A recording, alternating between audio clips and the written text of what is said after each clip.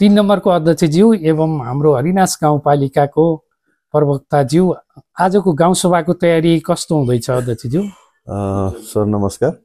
आज हामी दोस्रो गाउँसभाको 17औं अधिवेशनको पूर्व तयारीमा छौँ। लगभग हामी आज गाउँसभाको पूर्व तयारीका कार्यक्रमहरू सबै पूर्ण गरेका छौँ। तयारीकै क्रममा पनि छौँ। जे होस् अधिवेशन आजको गाउँसभा चाहिँ भव्य रूपमा सम्पन्न हुनेछ भन्नेमा हामी विश्वस्त छौँ।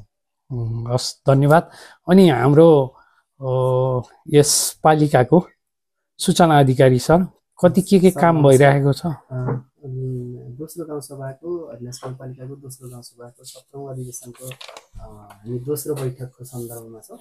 हामीले आजको कार्यसूचीलाई लगभग 90% प्लसै फाइनल गरिसकेका छौँ र स्टेजको तयारी, स्वागत सम्मानको सन्दर्भमा एउटा कर्मचारीको तर्फबाट नृत्य प्रस्तुत गर्ने कार्यक्रम छ, त्यसको नि अन्तिम तयारी भइरहेको छ र लगभग 90% को हाराहारी हामी तयारी पुरा गरेका छौँ।